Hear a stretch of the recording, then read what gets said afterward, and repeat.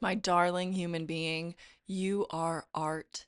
You are such a magnificent work of art. I can't even describe it to you. I can't even tell you how valuable you are, how gorgeous you are, truly, truly. And this world will do everything in its power to keep you from your power and recognizing that you are art, and will force you into feeling like a cog in a machine, just a replaceable part that could be tossed out one day, like as if you're just born and live and die and it's of no consequence, that there's no meaning to it, that you're not so profoundly unique and magnificent. And just being alive, being here, being who you are is art that will transform humanity and who we all are as human beings. I don't care if you have achieved everything you wanted to in your life or not, if you have as much money as you want or not, if you're where you want to be or not, doesn't matter. You are magnificent and you are a work of art. And I've got 5 reasons why. Reason number 1, you share your gifts with the world.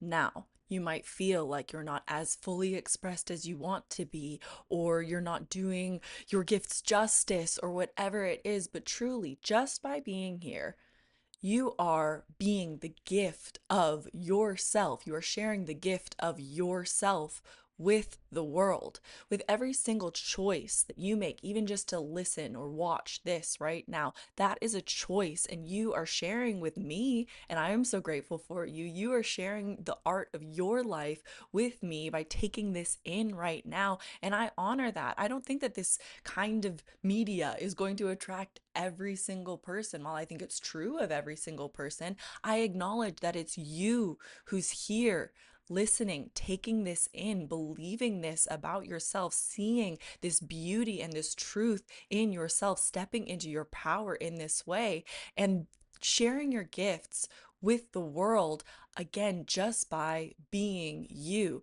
Now, also, you might be someone who is expressed, whether as fully expressed as you want to be or not.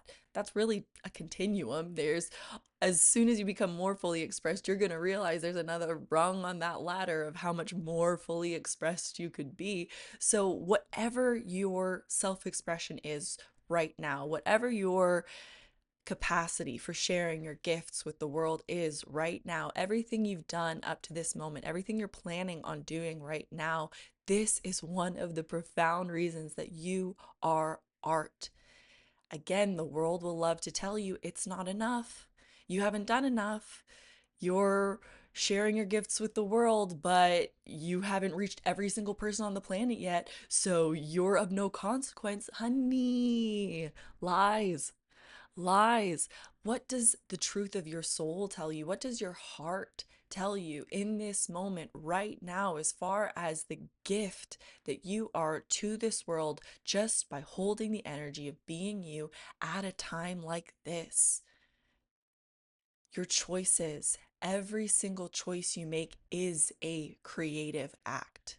Our ability to choose is creative, is one of our greatest creative abilities. And so you choosing is a gift, is one of the ways that you share the gift of you with the world. Now, there might be a way that you think I mean whenever I say gifts, as far as an artistic talent. Again, thinking of this topic of you being art and how we think of art as a painting or a photo or a dance or a design or whatever it is.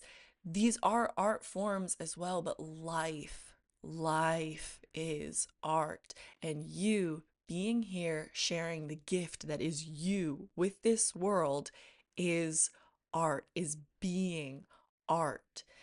Your choices, your handwriting, your screen time, your favorite meal, your friendships, your relationships, all of these are gifts that are completely unique to you, that you bring to the world just by being you. If you're sharing your gifts as far as a specific medium that you really love, like for me, I love dance. And while I could spend more hours a day dancing and sharing that a gift of dance with people, that doesn't mean that the time I've spent doing that isn't enough. Just because there are more hours in a day or there's more time that I could be doing things or whatever it is, doesn't mean that what I'm doing is not enough. So, you sharing your gifts with the world in whatever capacity that is right now is enough. Is you being a magnificent work of art? What if you took a step back? I'm getting emotional thinking about it. You take a step back and you look at your life and you look at every choice you made to love someone, to make something, to open one door, close another, whatever it is. You look at that, and what if you looked at it the way you look at your favorite artist, like a new album that just came out that you love, and you listen to it and you're like, wow, that's so amazing. That music is so good. I love that music. If you look at your life with that same kind of reverence, that same kind of awe, let me know. Do you feel that too? It's really, really beautiful. It's a really, really good feeling. That's why I'm so glad you're here sharing this with me. Because I really believe that if you share something with just one other person, it's the same as sharing it with everyone. And so you're sharing your gifts. Maybe it's just with your journal, or maybe it's just with one friend, or just a few friends, or just a small community that you have, or maybe you have millions of social media followers and you share your gifts with them. Not one isn't better than the other. You are the precious work of art that you are because of how you share your gifts with the world. Reason number two, you are art. You have heart. And look at that word, heart. Can't spell heart without art, without A-R-T. You have heart. All of my favorite works of art make me feel something. And you, I'm sure, whoever you are, you will make me feel something just by being here. Just me thinking about you has me, literally, I keep tearing up thinking about how much I love you. Okay, you have heart. My heart is connected to yours right now. And I feel your heart, and I feel my heart. I feel it physically beating under my hand right now. It's a nice, steady pace. And there's art to that. What a work of art each of our hearts are. You know how hard it is to make a heart? I couldn't right now if I tried. If someone was like, hey, can you make a heart? I mean, I could draw like a little, I could draw a heart, which is funny, right? Like if you think of what, say, a human being heart looks like and the typical little two lump with a point on the bottom heart that we often draw, we often see as a heart as the symbol of a heart. My nephew, he, whenever he was really little, that was one of his favorite symbols to recognize. He would go heart, heart whenever he saw one. And you have heart, and that's one of the reasons you are art, because your heart, that feeling, that capacity to feel is art. The capacity to feel and the capacity to make others feel is art. And again, one of the things that this world will try to get you to do is disconnect you from feeling, to cause you to want to numb, to want to shut down that feeling, to want to turn off your heart, to want to become jaded.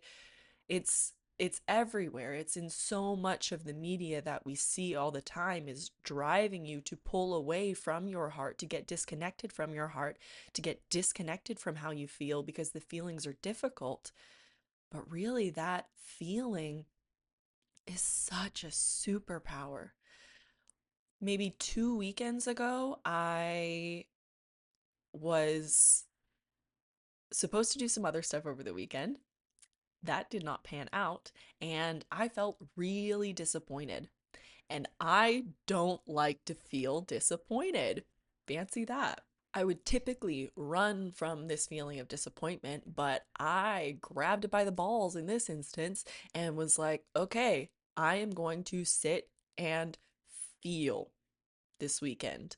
No dopamine, no scrolling, no drinking, no sugar, no, none of that. I sat and felt my feelings. I did some shadow work. I journaled really deeply. I've actually got a shadow work workbook coming out soon. That was what I made through this process. And when I sat and felt my feelings, they were so uncomfortable in the moment, right? These were feelings that I don't typically want to feel or hide from feeling or will run from feeling, will do something else in order to not feel. But I sat and I felt my feelings and I napped. I napped a lot as well, just slept, and then would wake up and realize where I was, why I was napping, and then I would go back into my feelings and I would lie there and feel my feelings. And the next day, I woke up feeling so good. I felt clear. I felt like I could focus. I felt like I didn't have any resistance to doing different activities, things I might otherwise resist, things I might find distractions for. I didn't feel any of that. I felt so good and grounded and clear because I had processed all of these other feelings. And so that capacity to feel, that ability to go into your heart, you have heart, and that ability to feel makes you art. Reason number 3, you are art. You define your value. If I made a painting today, let's say I just drew a heart with a pink pencil on a piece of paper, I could say, I'm selling this piece of art for $8 trillion. I could do that.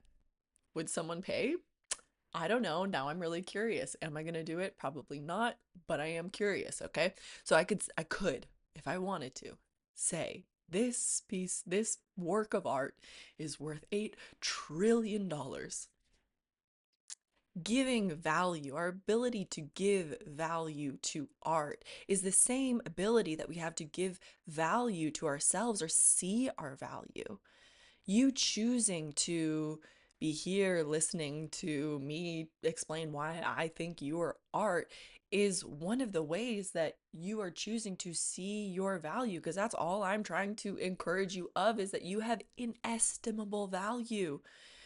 Because I also don't want you to think that you are art in a way that means that you are a commodity, that you are property. Like I could buy again that piece of paper, that heart on a piece of paper that I drew. Someone could buy that and that's now their property. I don't mean that you are art in that way, but the ability to define your value is something that is so like the art that we create.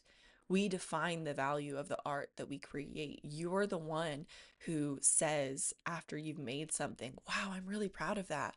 Or, oh, I don't think it's good enough. Oh, did I not do XYZ? Will so and so like it? Something that I see so many people do, especially creatives, is define the value of their art and themselves off of what other people say. But honey, that right is yours and yours alone. You have the ability to define your value. You get to choose whether or not you deserve the world, whether or not you deserve everything you have ever wanted. That's your ability to choose whether or not you believe you have that value. Now, there's a lot I want to say around systemic oppression as far as being having certain dreams be accessible to different people. And so that's not, I don't mean everyone has the same circumstances in order to give themselves the world or give themselves everything that they think that they deserve, but that choice to see whether or not you believe how valuable you are, whether or not you believe that you deserve the world, that choice, that is your choice alone. And so you defining your value is what makes you art. Reason number 4, you are art. You craft your time and your habits. Craftsmanship is something that's so huge in art. Whenever a child makes a piece of art, something that they've created, no one's going to say that that's not art, that that's not creative. However, a child painting something for the first time is different than someone who has mastered a craft over years and years and years. Again, going back to that last point, I'm not going to define the value of either. I'm not going to say that the child's art is less valuable than the master's art. They just have different levels of craftsmanship and experience. And so you choosing how you spend your time, you are crafting your life. Your life is your art because you are crafting how you spend your time. And we spend our time in ways that can be varying levels of intentional. There can be varying degrees of intentionality in how we spend our time. And actually, in all of these different points, these different reasons why you are art, there's different levels of intentionality that are actually how you step more into seeing yourself as art and living a life that you feel is art and is a work of art that you are crafting. And so, especially on this point, recognizing that how you spend your time, the habits that you make, this goes back to the first point as well, the choices that you make are what are crafting your life. And so that craftsmanship that's going into your life, again, taking that step back and looking at your life the way that you would look at a beautiful, I'm seeing in my mind costumes for something. Maybe there's a movie that you really love and the costumes in it are just fantastic.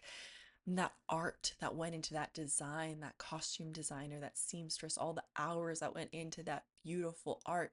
Say you look at something like that, that just takes your breath away because it's so beautiful. If you step back and look at your life in the same way, how does that feel? Which goes back into that other point of you have heart. You have heart, you are art. And that brings us back to the defining of the value as well. Because if you look at your life and you're like, oh, I don't like how I spend my time. Oh, I wish I was doing this. Oh, I want to have these habits, but anytime I try to have these habits, I fall off and I don't do that and I don't. And you're looking at that art, you're judging that art of your life with this lens of, oh, I should be like this and I should be doing this. That's like looking at those costumes and saying, oh, they should have used red thread instead of blue thread or whatever it is. And while you can have that opinion, how is that opinion serving you whenever it comes to looking at your own life? And I think that there is a lot to be said for looking at something in your life and calling it maladaptive. If you're like, look, me doing that isn't healthy, or I'll even say that like if I'm choreographing something, maybe something feels really good in my body, but then whenever I film myself and I watch myself do it, I'm like, the line that it's not quite what I wanted or what I'm feeling. I don't see in how it's being done. So then I can edit it, I can revise it, I can do something different. That's totally fine. And you can do the same with your habits. You can do the same with how you are crafting your life. And because of that, That's why you are art. And the fifth reason that you are art is because your perspective is unique. Every work of art that you've ever seen, people are looking at too, but they don't have the same perspective that you have. They don't see what you have. I always think about how if I'm looking at something that's green, is that the same color as what you're seeing? Is that registering in someone else's brain as the same color as green? Because wavelengths are measurable and we can measure the wavelengths of the color green, but I don't know if what someone else is perceiving, if someone else's perception is the same green as my green. When I look at those wavelengths, are they being processed by your brain the same way that they're being processed by my brain? That unique perspective is what goes into all of art. I will have some person tell me I'm the best dancer they've ever seen, and I will have some person tell me they are that I am the worst dancer that they have ever seen.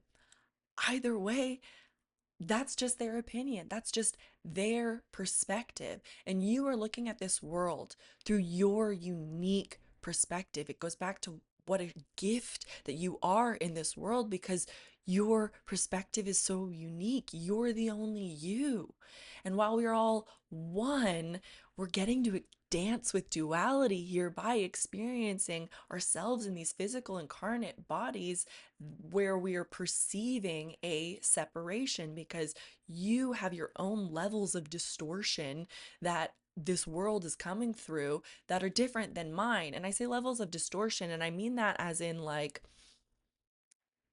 filters, like I'm seeing someone trying to strain juice. So imagine there's this, I'm squeezing an orange and I've got different kinds of strainers that are going to let different amounts of pulp come through. And that's what I mean by each of us are having our own experience. It's like at the end of the day, we're all squeezing from that same orange, but because our filters are different, the juices are going to be different that we all have. You have a unique story. You have a unique belief system. I believe there are as many belief systems as there are people. There's not just, oh, are you a Christian? Oh, are you a Muslim? Oh, are you Buddhist? Those are big labels and they're laden with connotation and they do each represent pillars of belief systems and certain things that people are gravitating around as far as belief systems, but everyone's belief system is still completely unique to them. When I say God, there's no way we're all thinking of the same thing. There's no way because your perspective, it's like me doing a dance again and someone seeing the dance. Well, actually, dance is kind of an interesting thing to bring up because with a dance, we're talking about something that's physical. You're seeing it's no longer attached to words. Like if I say the word God, that's just even in English. I don't know if that's all the only in English, right? Dios, whatever. Whenever I say that, that's a word. That's just a word.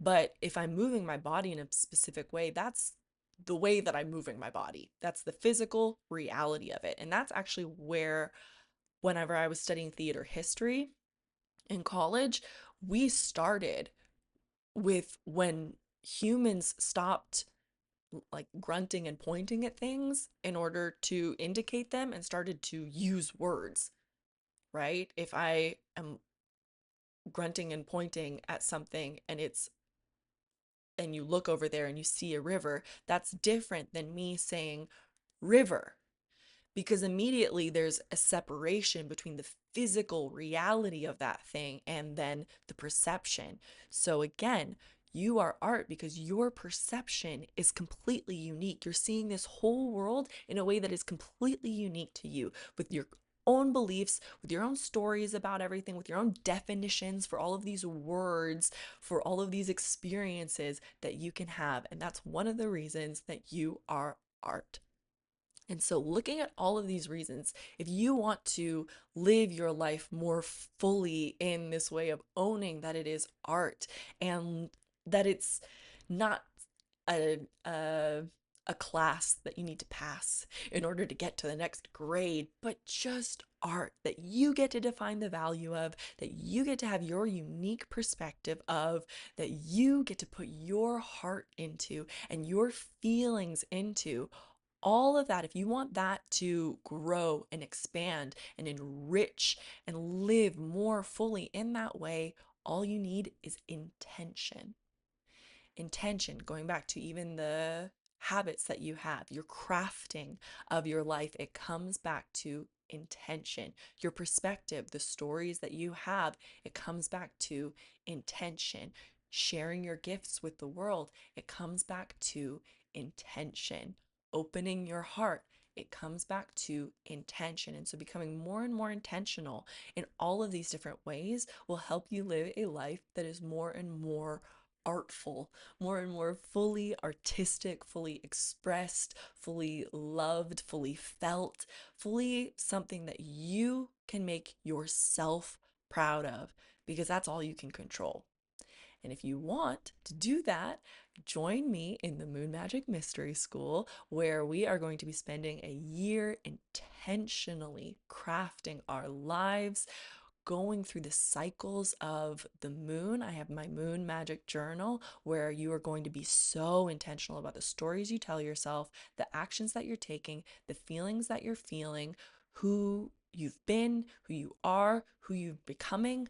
All of this so intentionally crafted in the journal, and then we'll come together on every full moon throughout the year to be in circle, to be in community, to get into our bodies, to reflect with each other. Because again, we only have our unique perspectives, but it's beautiful to share that with the mirrors around us who are also processing, especially when they're other mystical creatives. So if you'd like to join that, I will have it linked below. I would love to have you there. And again, you are art, and I love you with my whole heart.